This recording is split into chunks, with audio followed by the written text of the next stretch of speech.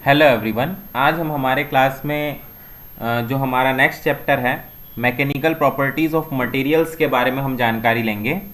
तो इस यूनिट में बेसिकली जो भी हमारे मैकेनिकल कंपोनेंट्स जो होते हैं उनके उनके फिजिकल, उनके केमिकल, उनके एटॉमिक स्ट्रक्चर्स, उनके बिहेवियर, उनके मैनर्स या उनका जो स्वभाव रहता है उस मटेरियल का, वो सारी चीज़ों के बारे में हम यहाँ पर जानकारी लेंगे। तो देखिए यहाँ पर जो मैकेनिकल प्रॉपर्टीज़ जो हैं उन्हें बेसिकली यहाँ पर चार कैटेगरी में देखिए यहाँ पर डिवाइड किया गया है। पहला जो है देखिए मैकेनिकल प्रॉपर्टीज़ हैं जिसके अंतर्गत क्या आता है, फिजिकल एंड मैकेनिकल प्रॉपर्टीज़। जैसे कि आपका टेंसाइल स्ट्रेंथ, मैलिएबिलिटी, ये सारी जो चीज़ें आएंगी ये मैकेनिकल प्रॉपर्टीज़ के अंदर आएंगी।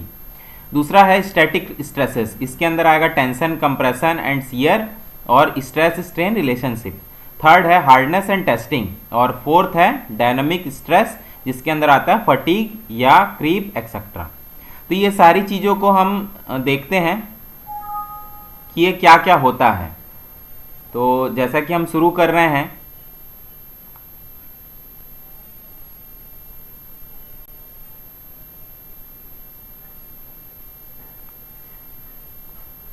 तो हम देखते हैं इसके आगे में कि क्या है ये mechanical properties of materials.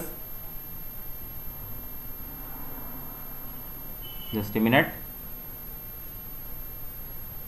Okay, तो देखिए यहाँ पर लिखा हुआ है mechanical properties of testing of material, जिसे कि हम हिंदी में कहते हैं पदार्थों के यांत्रिक गुण एवं पदार्थों का परीक्षण। तो यहाँ पर देखिए important mechanical properties of metals. तो यहाँ पर बहुत से कुछ महत्वपूर्ण प्रॉपर्टीज होते हैं हर एक मेटल के, हर एक धातु के बहुत से इंपॉर्टेंट मैकेनिकल प्रॉपर्टीज होते हैं।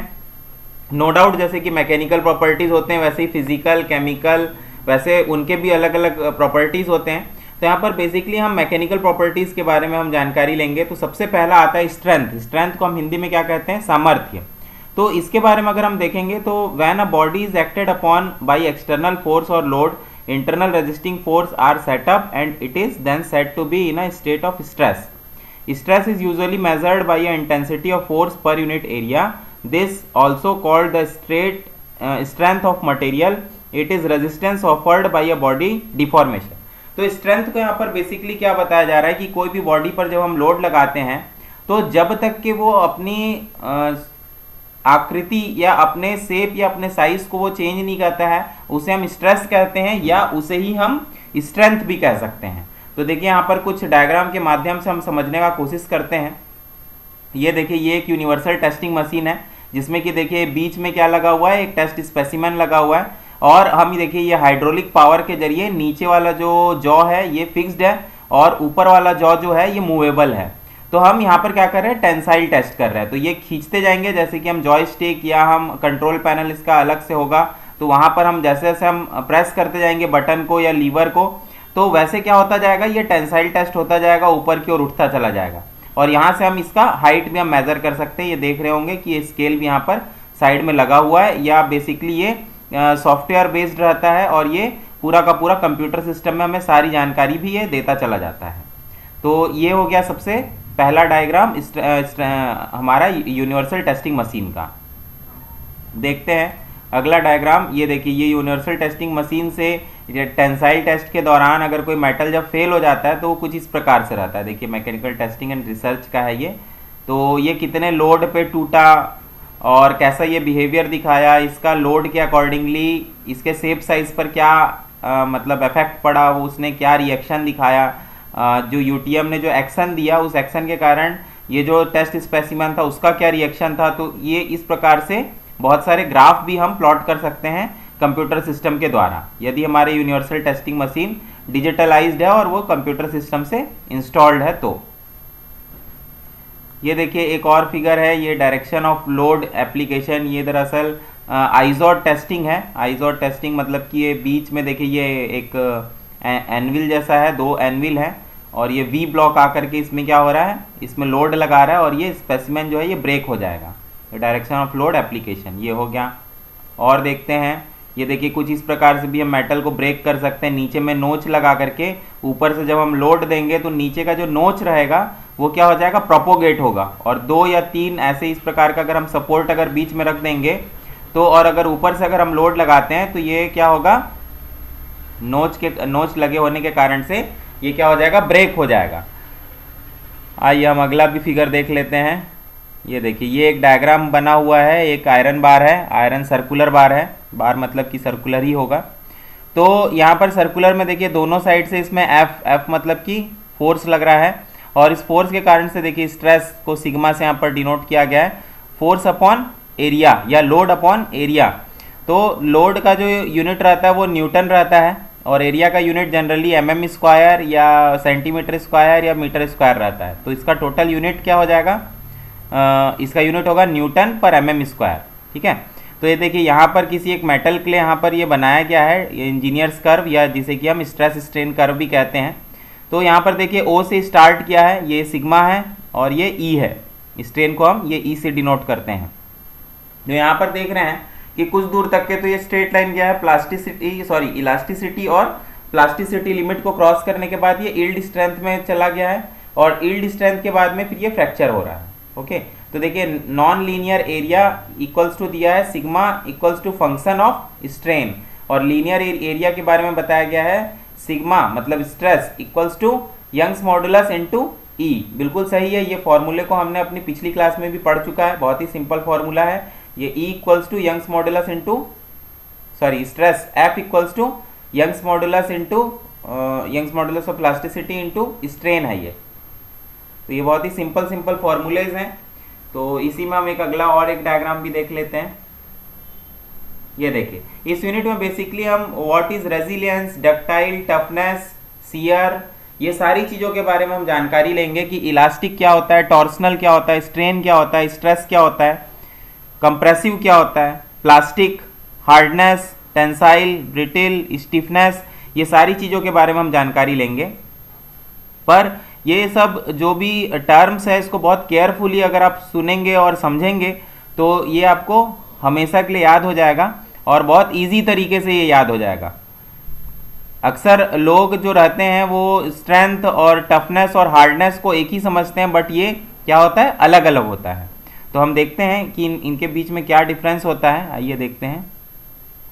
ये देखिए ये भी एक डायग्राम है, ये एक टेस्ट स्पेसिमेन है।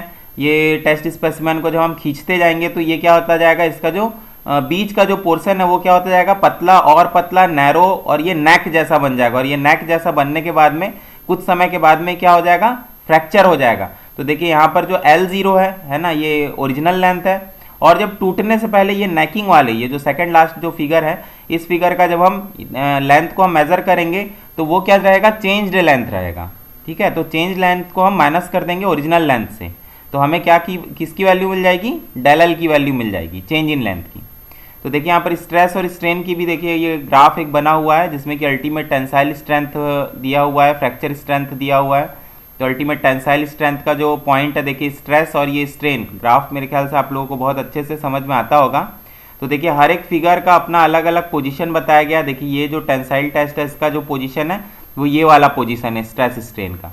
जो सेकंड वाला जो है उसका पोजीशन देखिए ये वाला पोजीशन है स्ट्रेंथ और ये स्ट्रेस और ये स्ट्रेन का पोजीशन है। थर्ड वाला जो है उसकी पोजीशन, थर्ड वाला ये देखिए इसकी पोजीशन ये है, थर्ड वाले अल्टीमेट टेंसाइल स्ट्रेंथ और ये पोजीशन है। फोर्थ वाला जो है देखिए उसकी ये पोजीशन है, फ्रैक्चर स्ट्रेंथ, फ्रैक्चर हो गया, ये देखिए ये नेकिंग, फ्रैक्चर हो गया ये। तो फोर्थ वाले की ये पोजीशन है। तो इसी प्रकार से ये पूरे के पूरे बने हुए हैं। ये बहुत ही अच्छा डायग्राम है समझने के लिए। तो ये स्ट्रेस और स्ट्रेन के बीच का डायग्राम है, इसे आप बना भी सकते हैं, उससे आपको हेल्प होगी समझने में। ये देखिए ये भी एक यूनिवर्सल टेस्टिंग मशीन का ही एक पार्ट है। ये देखिए ये नीचे का जो जॉ है ये क्या है, फिक्स्ड है, और ऊपर का जॉ जो है ये मूवेबल है। तो ऊपर का जॉ क्या हो रहा है, मूव हो रहा है ऊपर की ओर, देखिए मूविंग क्रॉस हेड। और ये क्या चीज़ है, ये स्पायरल शाफ्ट की किस्म का रहता है ये, और ये क्या होता है इसी में ये रोल होकर के ये ऊपर की ओर होता चला जाता है। ओके, और ये देखिए ये टेस्ट स्पेसिमेन है, ये होल्डिंग ग्रिप ये रिजिडली फिक्स्ड रहता है, और ये ऊपर वाला क्या होता है, मूव होता है। तो इसमें जितनी लोड से ये मूव होता जाता है वो हमें डिजिटल या एनालॉग के माध्यम से इसी मशीन में वो सेटअप रहता है, वो हमें डिस्प्ले करते रहता है कि कितने वो लोड से ऊपर की ओर बढ़ रहा है या उसकी क्या मूवमेंट है, वो सारी चीज़ें हमें दिखती चली जाती हैं। तो इसी में ही हम देखेंगे और कुछ भी फिगर्स हैं, देखिए ये हार्डनेस के बारे में।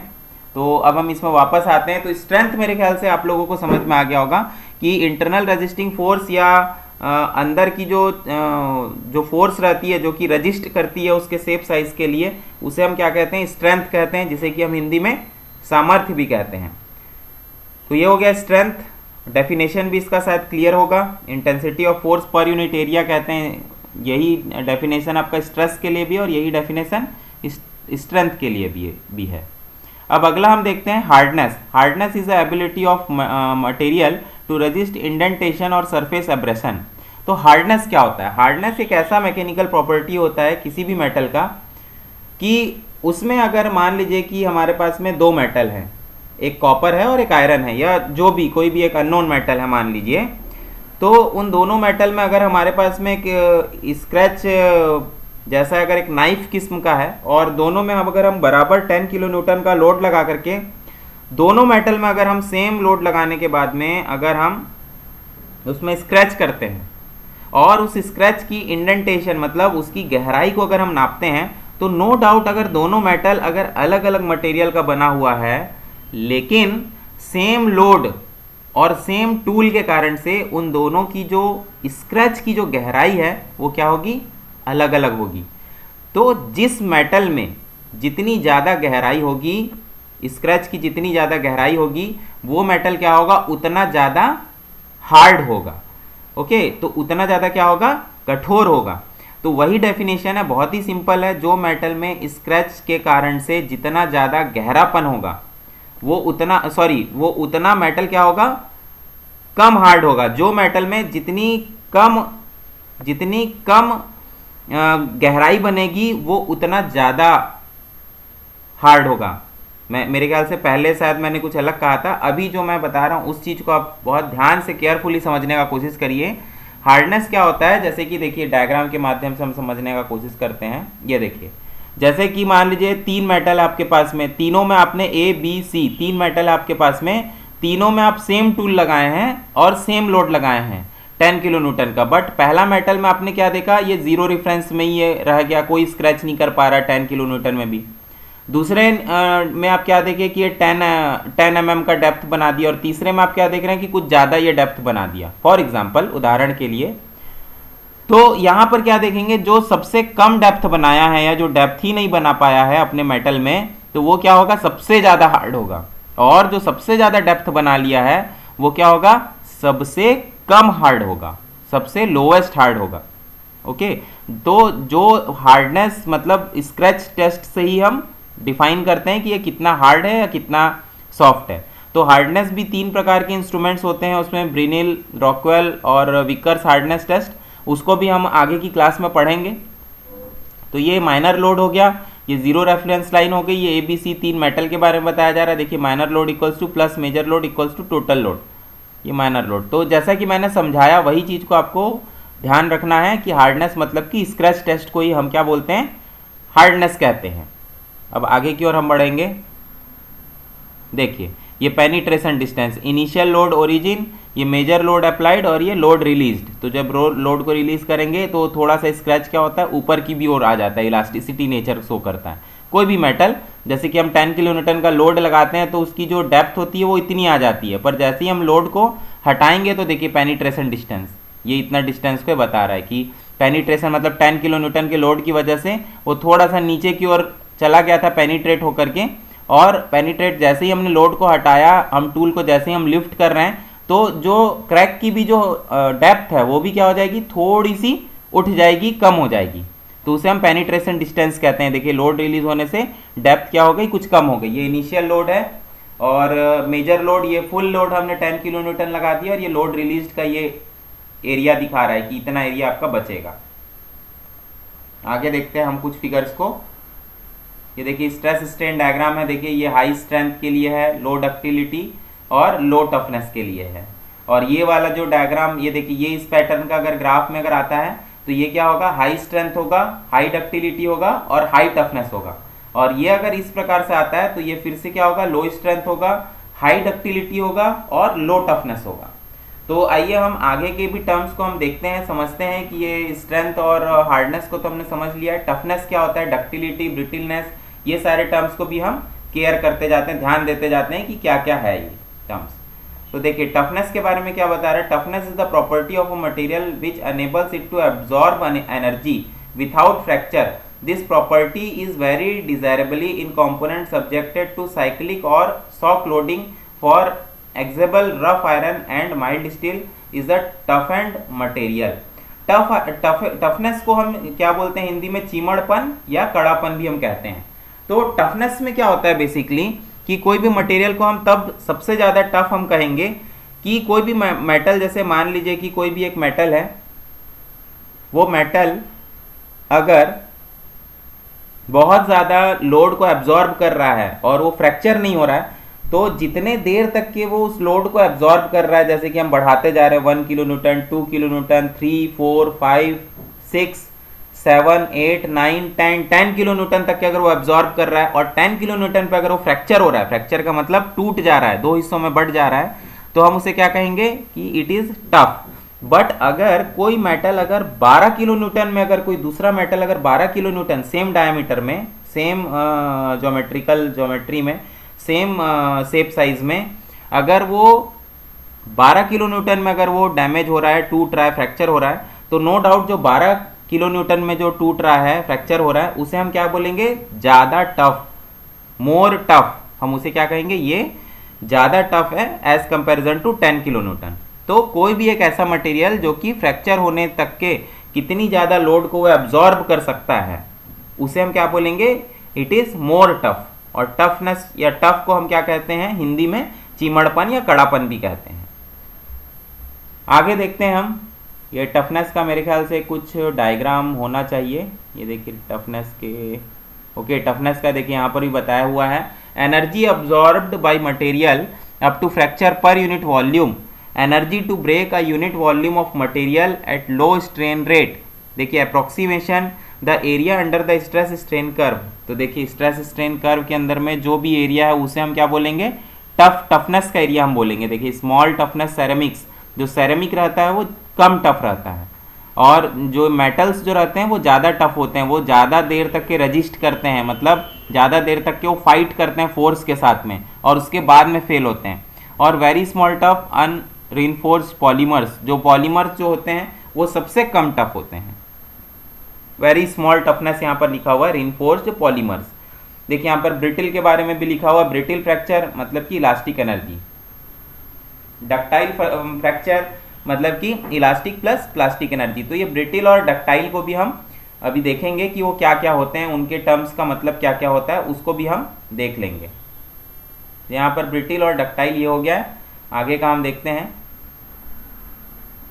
ये देखिए ये डक्टिलिटी है कि कोई भी एक बंडल है और अगर कोई भी एक एग्रीगेट, एक सॉलिड किस्म का अगर कोई भी मटेरियल वहाँ पर रखा हुआ है और उसमें छोटा सा अगर हम टंग लगा करके खींचते चले जाएं और वो जो मेटल है उसका अगर ऐसा बिहेवियर है, ऐसा अगर उसका स्वभाव है कि वो खिंचाता चला जाए, तो उस प्रॉपर्टी को हम क्या कहेंगे, डक्टिलिटी प्रॉपर्टी कहेंगे। तो देखिए copper metal and pulley system, तो इसी प्रकार से हम कॉपर के क्या बनाते हैं, तार बनाते हैं। ये देखिए ये तार दिख रहे होंगे आपको, तो ये जो कॉपर के तार जो बनते हैं ये डक्टिलिटी प्रोसेस से ही बनते हैं। ये देखिए ये कॉपर के तार इस प्रकार के, तो ये डक्टिलिटी प्रोसेस के माध्यम से ही बनते हैं ये सब तार।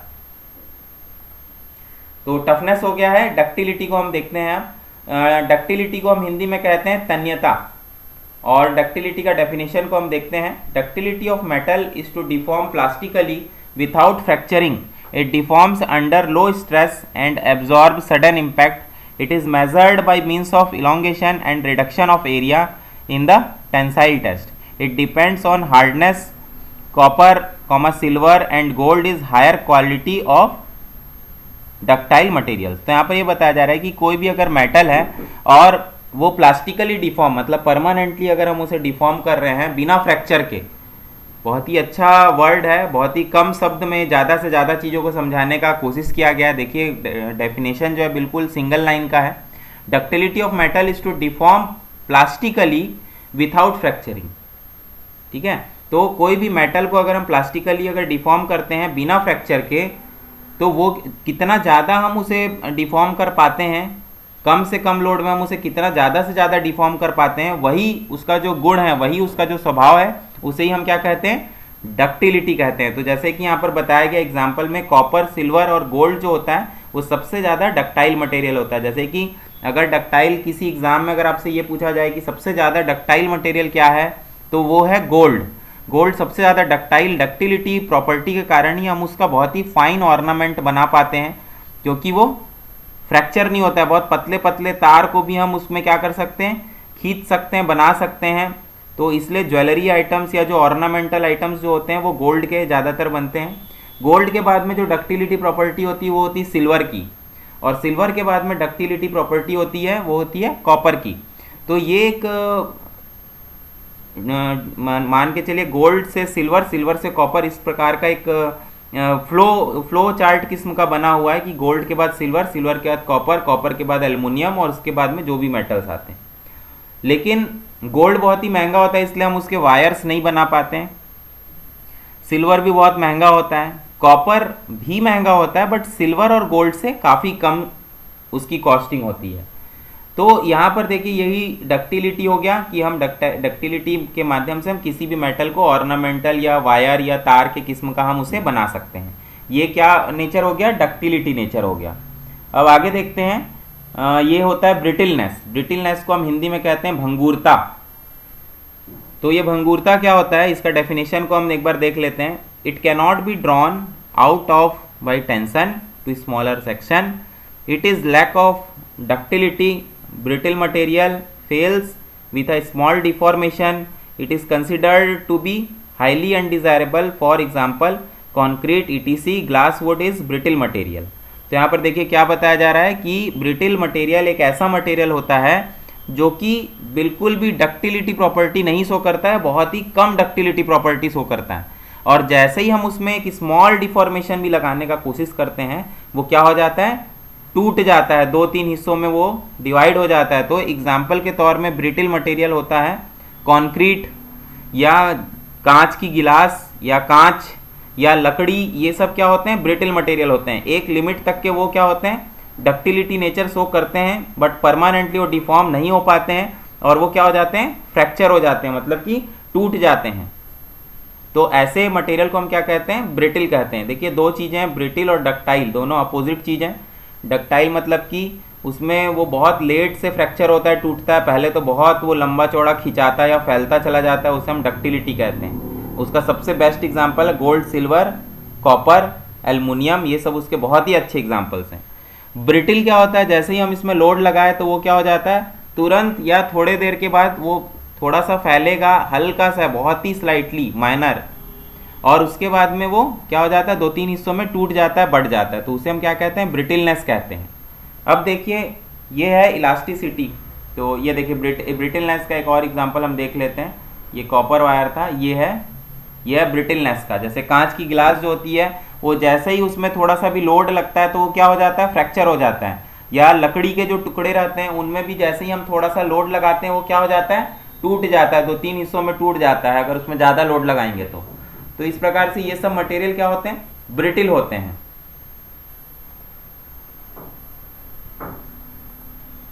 आइए देखते हैं इलास्टिसिटी क्या होता है। इलास्टिसिटी मेरे ख्याल से हमने पिछली क्लास में भी समझ चुका है। When some external force acts on a body, it undergoes some deformation. This deformation increases as force increases.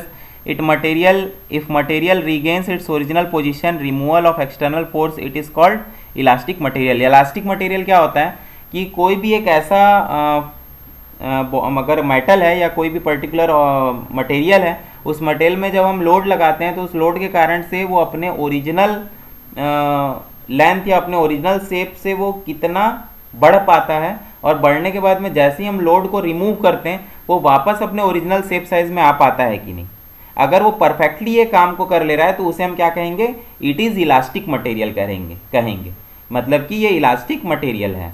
अब आगे देखते हैं, ये एक प्लास्टिक मटेरियल। तो प्लास्टिसिटी का मतलब क्या होता है, it is a property of a material by which no strain disappears when it is release from the stress. Plasticity under the action of large force material cross elastic limit and comes in plastic limit permanent deformation. मतलब कि अगर हम एक load लगा रहे हैं, उस load के को लगाने की वजह से वो फैल रहा है, लंबा हो रहा है, अपने शेप साइज को चेंज कर रहा है, और जैसे ही लोड हटाने के बाद में वो वापस अपने ओरिजिनल शेप साइज में ना जा करके वो वैसा का वैसा ही रहे, जैसा कि हम उसमें लोड लगाने के बाद में हमने देखा था, तो उसे हम क्या कहेंगे? प्लास्टिसिटी कहेंगे। मतलब कि वो क्या हो गया? परमानेंटली डिफॉर्म हो गया है, उसे हम क्या कहेंगे? परमानेंटली डिफॉर्म हो गया है, तो उसे हम क्या कहेंगे? प्लास्टिसिटी कहेंगे। अब परमानेंट डिफॉर्मेशन को हम प्लास्टिसिटी कहते हैं, टेम्प्रोरी डिफॉर्मेशन को हम इलास्टिसिटी कहते हैं। इलास्टिसिटी को हिंदी में हम प्रत्यास्था कहते हैं और प्लास्टिसिटी को संघट्यता कहते हैं, सुघट्यता कहते हैं। मैलेबिलिटी, इसे हम हिंदी में क्या कहते हैं? आघात वर्ध्यता हम कहते हैं। देखिए इसका डेफिनेशन है, it is a property of a material which permits it to be drawn in the form of sheets in cold sheet gold copper and aluminium have good malleability. तो मैलिएबिलिटी का मतलब क्या बताया जा रहा है कि ये एक ऐसा प्रॉपर्टी, एक ऐसा स्वभाव है किसी भी मेटल का कि वो क्या हो सकते हैं? एक पतले पतले सीड्स में हम उसे कन्वर्ट कर सकते हैं। तो मैलिएबिलिटी की सबसे अच्छा एग्जाम्पल है गोल्ड, सिल्वर, कॉपर, एल्युमिनियम, ये सब जो मेटल होते हैं ये बहुत ही हाईली मैलिएबल होते हैं। मैलिएबल का मतलब अगर हम उसे हथौड़ी या किसी फोर्स से अगर हम उसे प्रेस करें तो वो क्या होता जाएगा? वो एक सीट में तब्दील हो जाएगा, वो एक सीट में कन्वर्ट हो जाएगा। तो उस प्रोसेस को हम क्या कहते हैं, या उस तरीके या उस प्रॉपर्टी को हम क्या कहते हैं? उस प्रॉपर्टी को हम मैलिएबिलिटी प्रॉपर्टी कहते हैं। आइए अगला देखते हैं। तो ये है इम्पैक्ट टेस्टिंग। तो इम्पैक्ट टेस्टिंग क्या होता है? Test which are use for toughness of material. Many machines और machine components are subjected to a sudden applied loads which is called impact flow for determining the suitability of a metal to resist the impact is known as impact test. This test enables us to estimate the property of toughness of a material pendulum. Types of impact test are as follows. देखिए दो प्रकार के impact test होते हैं। सबसे पहले impact test होता है क्या? इम्पैक्ट का मतलब होता है अचानक से अगर हम कोई फोर्स को लगा रहे हैं तो उसे हम क्या बोलते हैं? Impact test. जैसे कि जब क्रिकेट खेलते हैं तो जो बैट और बॉल के बीच में जो कॉन्टैक्ट होता है वो बहुत माइनर, बहुत ही छोटे कम सेकेंड के लिए 0.00 कुछ सेकेंड के लिए होता है, बट जो बॉल जो रहती है वो बहुत तेज़ी से वो करीब 100 या 200 मीटर तक के वो आगे की ओर चला जाता है। लेकिन जो कांटेक्ट रहता है वो कितने देर के लिए रहता है? माइक्रो सेकंड के लिए। सिमिलरली जैसे कि खीला और हथौड़ी, नेल एंड हैमर, तो नेल को जब हम नेल के हेड में जब हम हैमर से जब हम उसे इम्पल्सिव फोर्स देते हैं तो उन दोनों के भी बीच का जो कांटेक्ट होता है, फिजिकल कांटेक्ट होता है, वो भी एक माइक्रो सेकंड के लिए रहता है। बट उस माइक्रो सेकंड के फिजिकल कांटेक्ट के कारण से वो जो नेल जो रहता है वो बिल्कुल टफ या बहुत ही हार्ड ऑब्जेक्ट के भी अंदर वो क्या होता जाता है? पेनिट्रेट होता जाता है। तो इस प्रकार के फोर्स को जो कि अचानक से लगता है उस प्रकार के फोर्स को हम क्या कहेंगे? इम्पैक्ट टेस्ट कहेंगे। तो देखिए यहाँ पर दो प्रकार का इम्पैक्ट टेस्ट होता है। पहला होता है चारपी इम्पैक्ट टेस्ट और दूसरा होता है आइजोड इम्पैक्ट टेस्ट। हिंदी में हम चारपी को कहते हैं चारपी संघटक परीक्षण और आइजोड को हम कहते हैं आइजोड संघटक परीक्षण। ठीक है, तो ये ऊपर डेफिनेशन जो था इम्पैक्ट टेस्टिंग का वो यही था। अब आगे देखते हैं इम्पैक्ट टेस्टिंग के बारे में। Impact testing machine. Many types of machine are available for impact test. The ISO test is conducted as discussed below. The scale of an ISO test machine has 0 in vertical line and graduated on both sides from 0 to minimum capacity of the machine. A pendulum is released from the right side from a known angle which swings on another side of the scale. The angle to which it will swing upon the left which will be equal to the angle from which it was released, but the specimen is kept in the path of pendulum which is broken by a impact of the pendulum. The energy absorbed by the specimen during the breaking is given by the difference between the angle through which the pendulum was released and the angle through which the pendulum has reached after breaking away the specimen. तो देखिए ये यहाँ पर pendulum है, तो ऊपर में जो भी हमने थ्योरी जो अभी हमने पढ़ा है उसको हम लोग अभी हिंदी में भी समझ लेते हैं। तो देखिए ये ऊपर में क्या रहता है कि स्केल किस्म का रहता है। मैं इस डायग्राम से समझा देता हूं आपको। देखिए ऊपर में देखिए पॉइंटर किस्म का रहता है और ये स्केल किस्म का रहता है। तो ये पॉइंटर जो रहता है यहाँ कहीं पर ये जीरो किस्म का रहता है, जीरो पॉइंटर, ये स्केल में जीरो रहता है। और ये जीरो से हम ये इसको देखिए कि स्टार्टिंग पोजीशन, इसे हम क्या कहते हैं? इसे हम हैंडल कहेंगे इसे। और ये हैमर होता है। हैमर में इस प्रकार का देखिए ग्रूव बना रहता है, ग्रूव का मतलब खांचा बना हुआ रहता है, और उसकी हाइट को देखिए जिस जिस भी पोजीशन से हम इसे फ्रीली फॉल करेंगे, फ्री फॉल करेंगे, मतलब कि ये देखिए ये पॉइंटर में यहाँ पर 0 रहता है, 10 kg, 20, 30, 40, 50, 60, 70, 80, 90, 100। तो इसको जितना ऊपर से आप फॉल करेंगे उतना ज़्यादा ये इम्पैक्ट फोर्स देगा हमारे टेस्ट स्पेसिमेन को। ये CG का मतलब सेंटर ऑफ ग्रेविटी हुआ। और जैसे ही वो देखिए उसको हैमर करने के बाद में अगर वो तोड़ देगा तो आगे की ओर वो कितना आगे तक के वो बढ़ पाता है, उस स्केल को भी हमें क्या करना है, नोट करना है। और दोनों के हाइट को हमें क्या कर लेना है, नोट करके रख लेना है। देखिए जिस पोजीशन से हम उसे फ्री फॉल कर रहे हैं, छोड़ रहे हैं, उसका H1 हमें देख लेना है। जिस पोजीशन पर आकर के वो रुक रहा है या रुकने के बाद में आगे की ओर बढ़ रहा है उसे हमें H2 कहते हैं। और नीचे का जो जिसमें हम टेस्ट स्पेसिमेन को होल्ड करते हैं उसे हम एनविल कहते हैं। और एनविल किस पे रहता है, ये देखिए एनविल, ये पूरा का पूरा मेंबर एनविल कहलाता है। ये एंड ऑफ स्विंग है, ये स्टार्टिंग ऑफ स्विंग है। तो ये स्केल हो गया। स्केल में देखिए जितने ध्यान देने वाली बात ये है कि जितने ज़्यादा ऊपर से हम इसे फ्री फॉल कराएंगे, छोड़ेंगे इस हैमर को, उतने ज़्यादा फोर्स के साथ में ये तोड़ देगा इस मेटल को, ठीक है। इम्पैक्ट करेगा उसको, सडनली फोर्स लगाएगा। और तोड़ने के बाद में जितना हाइट ये ऊपर की ओर जाएगा, तो ये मान लीजिए कि हमने बहुत ज़्यादा लोड दिया था इसको तोड़ने के लिए। ये मान लीजिए अगर कम हाइट अगर ये जाता है तो हमने कम लोड के साथ में इसे तोड़ दिया, ऐसा मान लीजिए, है ना। तो ये हो गया है। ये देखिए ये इम्पैक्ट टेस्ट और इम्पैक्ट टेस्ट में दो तरीके के होते हैं, एक आइजोड टेस्ट और एक चारपी टेस्ट। तो आइजोड टेस्ट में क्या होता है कि देखिए ये जो नोच रहता है ना, ये नोच के ऊपर या नीचे में अगर हम ये हैमरिंग करें, देखिए यहाँ पर दिया हुआ है। तो चारपी में क्या होता है, देखिए हाँ, चलिए पहले आइजोड को हम देख रहे थे, आइजोड को देख लेते हैं। आइजोड में क्या होता है कि ये जो नोच बना है, नोच के ऊपर या नीचे में अगर हम लोड को लगाते हैं, इम्पैक्ट को लगाते हैं, इम्पैक्ट फोर्स लगाते हैं, तो उसे क्या कहेंगे, आइजोड इम्पैक्ट टेस्ट कहेंगे। बट अगर नोच के स्ट्रेट में अगर लोड को लगाया जा रहा है, नोच के स्ट्रेट में, तो उसे क्या कहा जाएगा, चारपी टेस्ट कहा जाएगा। ये देखिए ये एक एग्जाम्पल है बहुत ही अच्छा। तो देखिए ये नोच है, तो कंप्रेशन मॉड्यूल और machine test specimen dimensions vary depending upon particular test protocol. Untouched Charpy, इसमें कोई भी अनटच्ड है, मतलब इसमें टच नहीं किया गया है नोच को, इसमें नोच्ड चारपी है। देखिए चारपी में हम बिल्कुल जो नोच बना है उसी के स्ट्रेट में हम क्या कर रहे हैं, फोर्स, इम्पैक्ट फोर्स लगा रहे हैं। बट आइजोड में देखिए नोच्ड आइजोड, रिवर्स्ड नोच्ड आइजोड और अननोच्ड आइजोड। तो आइजोड में हम क्या कर रहे हैं कि नोच से हम ऊपर की ओर लगा रहे हैं, जिस जगह को हमें ब्रेक करना है, जिस जगह से वो टूटेगा मेटल, उसके हम ऊपर में हम फोर्स लगा रहे हैं। तो ऐसी स्थिति हम क्या कहेंगे, आइजोड इम्पैक्ट टेस्ट। और अगर नोच के स्टेट में लगाएंगे तो उसे हम क्या कहेंगे, चारपी इम्पैक्ट टेस्ट कहेंगे।